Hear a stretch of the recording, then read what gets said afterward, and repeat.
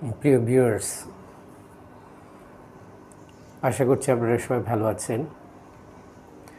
আজকে আমি সিজোফ্রেনিয়া রোগীদের যে চিকিৎসা দেওয়া হয় সে বিষয়ে কিছু কথা বলবো।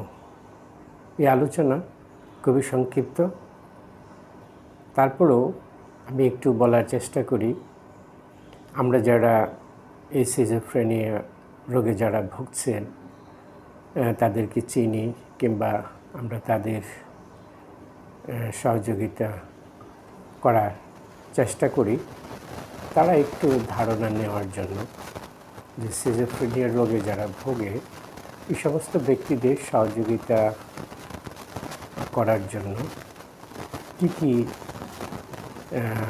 কৌশল, পদক্ষেপ এবং চিকিৎসা রয়েছে সে বিষয়ে একটু ধারণা নেওয়া। আমরা তো জানি চিকিৎসা মূলত তাদেরই কাজ যারা চিকিৎসা প্রদান করে থাকেন। আমরা একটু নিজেদের সচেতনতা বৃদ্ধির জন্য যে সমস্ত রোগে যারা ভোগেন, বিশেষ করে আজকের আলোচনার বিষয়বস্তু সিজোফ্রেনিয়া, এই রোগে যারা ভোগেন তাদের চিকিৎসার জন্য কী ব্যবস্থা নেওয়া হয়ে থাকে। তাহলে চলেন ভিউয়ার্স, আমি আজকে যেটুকু আপনাদের সাথে শেয়ার করার জন্য বেছে নিয়েছি একটু তুলে ধরি। আর এভাবেই আমি আজকের আলোচনা শুরু করতে চাই। What is the best treatment for schizophrenia?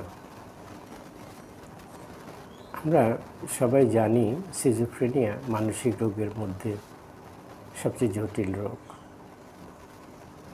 এই জটিল রোগের চিকিৎসা মূলত যারা মনোরোগ বিশেষজ্ঞ আছেন তারাই দিয়ে থাকেন। এদের চিকিৎসার জন্য প্রথমেই ওষুধের প্রয়োজন হয়। তাই আমরা বিষয়টি মনে রাখব যে সিজোফ্রেনিয়া রোগীরা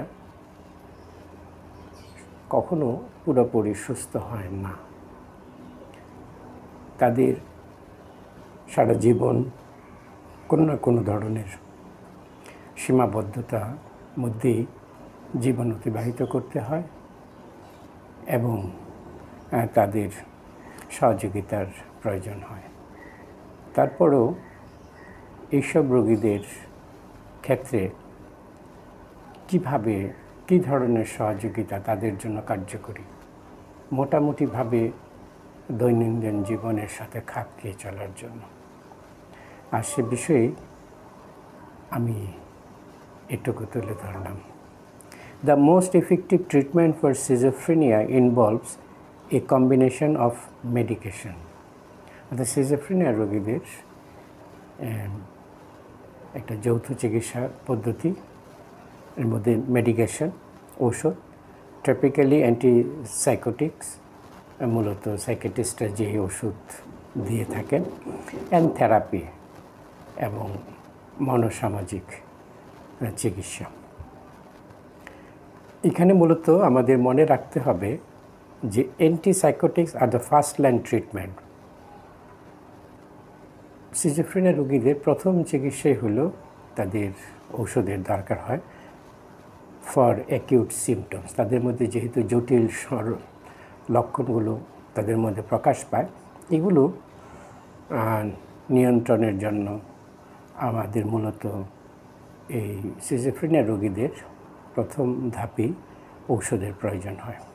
while their therapy helps individual, therapy এই সব ব্যক্তিদের যে সাহায্য করে থাকে manage their condition and improve their quality of life, এই জীবন মানের উন্নতি এবং তারা যে অবস্থার মধ্যে দিয়ে যাচ্ছে সেই অবস্থায় যেন তারা স্বাভাবিক থাকতে পারে, এই বিষয়গুলো জন্য মূলত ওষুধের পাশাপাশি থেরাপিটা প্রয়োজন হয় সিজোফ্রেনিয়া রোগীদের ক্ষেত্রে। থেরাপির ক্ষেত্রে মূলত কগনিটিভ বিহেভিয়ার থেরাপির কথাই বলা হয়ে থাকে এই কগনিটিভ বিহেভিয়ার থেরাপির যে কাজ মূলত তা হলো, this type of therapy helps individuals identify and change negative thoughts pattern. অর্থাৎ এই সিজোফ্রেনিয়া রোগীদের যে নেতিবাচক চিন্তার ধরন, এই জায়গাটার পরিবর্তনের জন্যই এই কগনিটিভ বিহেভিয়ার থেরাপি নিয়ে যে কাজ করেন, তারা এই জায়গাটা সহযোগিতা করেন। And behaviours that contribute to their symptoms, এবং তাদের যে আচরণগুলো যেগুলো তাদের এই রোগের উপসর্গ বা রোগের যে বৈশিষ্ট্য সেইগুলোর ক্ষেত্রে ভূমিকা রাখে। অর্থাৎ কগনিটিভ বিহেভিয়ার থেরাপিস্টদের মূল লক্ষ্যই হলো যে তারা মূলত সিজোফ্রেনিয়া যারা ভোগেন তাদের নেতিবাচক চিন্তার যে একটা প্যাটার্নস, এই প্যাটার্নসটাকে কীভাবে স্বাভাবিক পর্যায়ে নিয়ে আসা যায় সেক্ষেত্রে তারা ভূমিকা রাখার চেষ্টা করে। সাইকোথেরাপি ওই ক্ষেত্রে সিজোফ্রেনিয়া রোগীদের ক্ষেত্রে কার্যকরী ভূমিকা রাখে। আর সাইকোথেরাপি যেভাবে ভূমিকা রাখে তা হলো, can help individuals understand there condition, কোপ with symptoms and improve there ability to function in daily life. Schizophrenia ব্যক্তিরা দৈনন্দিন জীবনে যেন স্বাভাবিকভাবে তারা চলতে সক্ষম হন, অভ্যস্ত হন, সেই জায়গাটায় সাইকোথেরাপিস্টরা কাজ করে থাকেন এবং তাদের যে সমস্ত রোগের যে উপসর্গ বা লক্ষণ আছে সেগুলোর সাথে তারা কিভাবে নিজেদের খাপ খাওয়াবেন এবং এই যে সমস্ত বিষয়গুলো তাদেরকে জটিল মানসিক অবস্থায় ফেলে দেয়, সেই বিষয়গুলোর সাথে তারা কিভাবে নিজেরা স্বাভাবিকভাবে এবং সুস্থ, যতটুকু সুস্থতার সহিত এই বিষয়গুলোর সাথে নিজেদেরকে খাপ খাওয়াতে পারেন, সেই বিষয়গুলো নিয়ে সাইকোথেরাপিস্টরা মূলত এই সিজোফ্রেনিয়া রোগীদের সাথে কাজ করে থাকেন। সিজোফ্রেনিয়া রোগীদের চিকিৎসার ক্ষেত্রে ফ্যামিলি থেরাপিরও দরকার হয়। ফ্যামিলি থেরাপির ক্ষেত্রে যে বিষয়গুলো বিবেচনা করা হয় তা হলো, can help family members understand schizophrenia. পরিবারের অনেক সদস্যই এই সিজোফ্রেনিয়া রোগ সম্পর্কে তাদের ধারণা থাকে না, তাই এই সাইকোথেরাপিস্টরা পরিবারের সদস্যদের এই সিজোফ্রেনিয়া রোগ সম্পর্কে তাদেরকে ধারণা দিয়ে থাকেন। ইমপ্রুভ কমিউনিকেশন, অর্থাৎ যোগাযোগ, অর্থাৎ সিজোফ্রেনিয়া রোগীর সাথে তারা কিভাবে তাদের সম্পর্কে জায়গাটা উন্নত করা যায় বা সম্পর্ক কিভাবে রক্ষা করতে হবে সেই বিষয়গুলো সম্পর্কে তাদেরকে প্রশিক্ষিত করেন। অ্যান্ড রিডিউস স্ট্রেস, এবং যে চাপ, এই চাপগুলো যাতে কমিয়ে আনা যায় সেই বিষয়গুলোর উপরে মূলত ফ্যামিলি থেরাপিস্ট যারা আছেন তারা কাজ করেন। সিজোফ্রেনিয়া রোগে যেসব ব্যক্তি কোনো পরিবারে ভোগে ওই পরিবারের মানুষগুলোকে তারা এইভাবে সহযোগিতা করে থাকেন। সোশ্যাল স্কিল ট্রেনিং, সিজোফ্রেনিয়া রোগীদের কিছু সোশ্যাল স্কিল, সামাজিক দক্ষতার প্রশিক্ষণেরও দরকার হয়, সেক্ষেত্রে এই কৌশলটা অবলম্বন করা হয়ে থাকে বা যে সোশ্যাল স্কিল ট্রেনিং এর ব্যবস্থা করা হয় সিজোফ্রেনিয়া রোগীদের জন্য। Can improve an individuals ability to interact with others.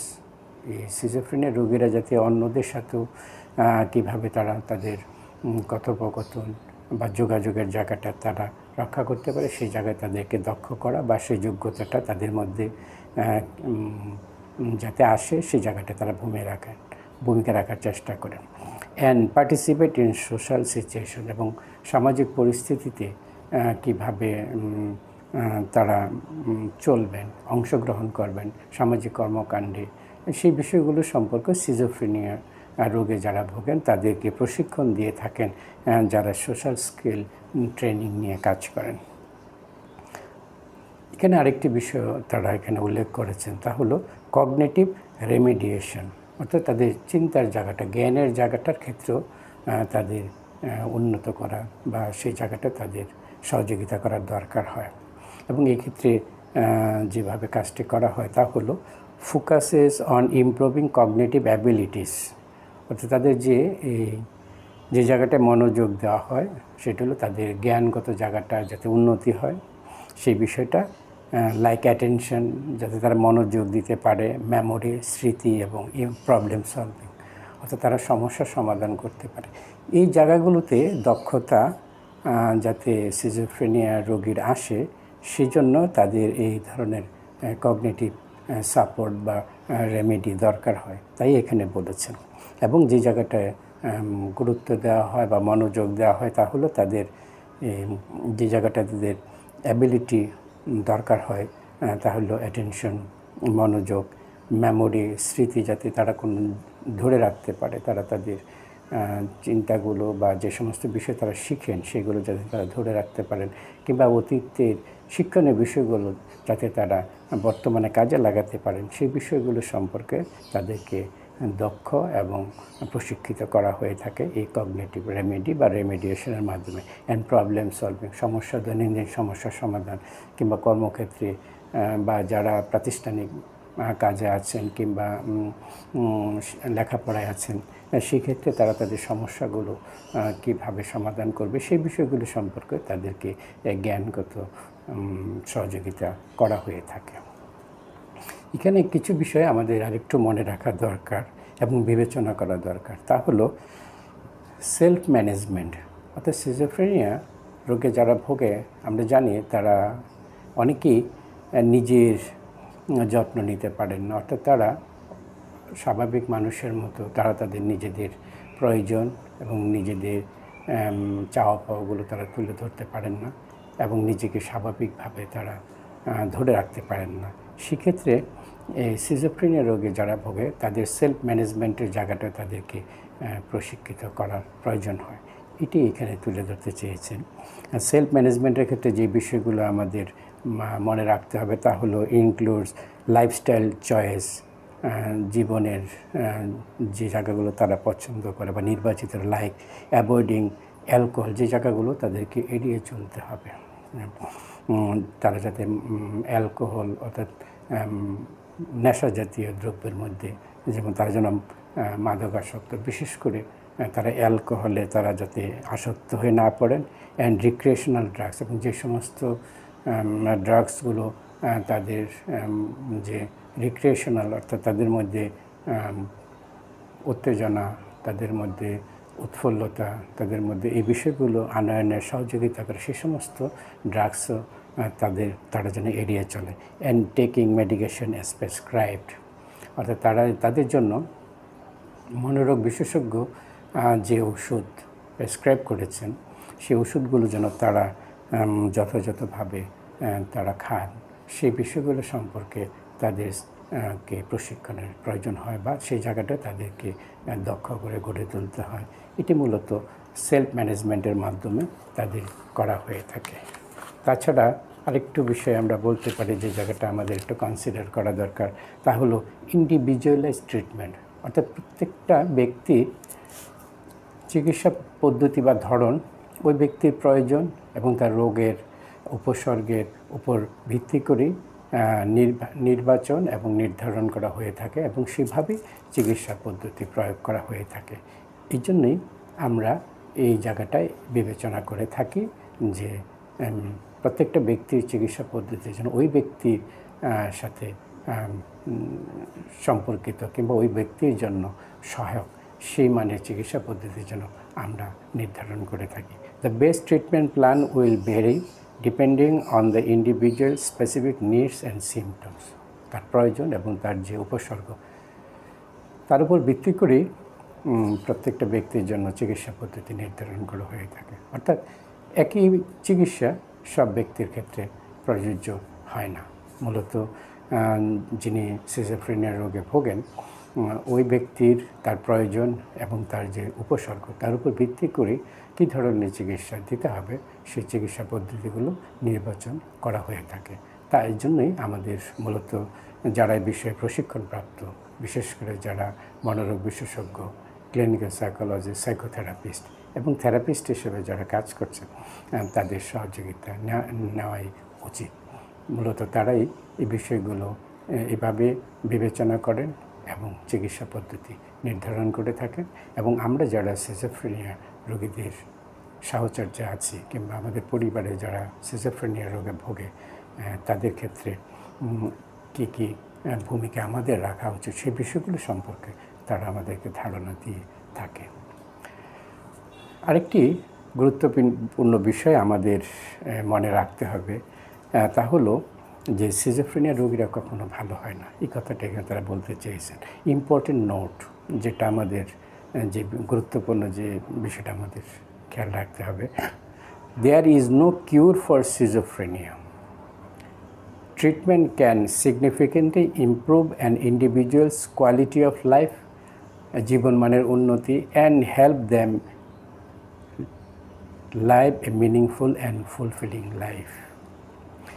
অর্থাৎ তারা যাতে একটি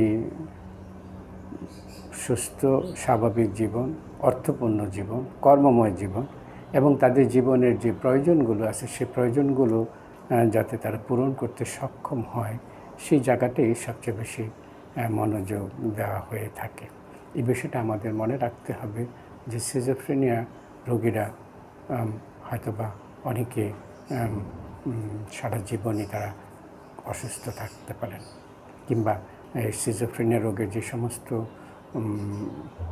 লক্ষণ বা যে সমস্ত বৈশিষ্ট্য থাকে তার কিছু না কিছু তাদের মধ্যে লক্ষ্য করা যাবে।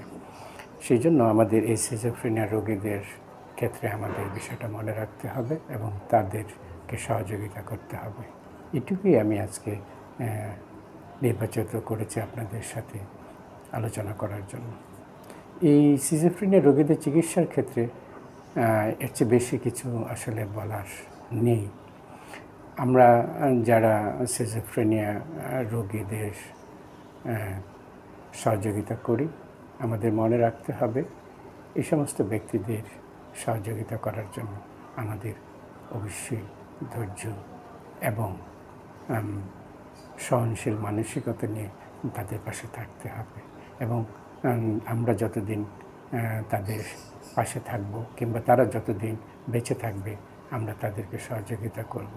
এবং কেউ যেন এই রোগে যারা আক্রান্ত হয়েছে তারা যেন অবহেলিত না থাকেন, তারা যেন অন্যদের মতো পুরোপুরি স্বাভাবিক জীবনে ফিরে আসতে না পারলেও ব্যক্তিগত জীবনে যে প্রয়োজনগুলো দরকার সেই প্রয়োজনগুলো পূরণে ব্যক্তি যেন নিজে সক্ষম হন, অর্থাৎ তার সক্ষমতাগুলো অর্জন করতে পারেন, সেই জায়গায় আমরা সবাই সহযোগিতা করব এবং তাদের প্রতি আমরা সবাই এমপ্যাথি নিয়ে এগিয়ে আসবো। এই প্রত্যাশা রইল। ভালো থাকবেন সবাই। আবার দেখা হবে অন্যদিন অন্য কোনো প্রসঙ্গ নিয়ে।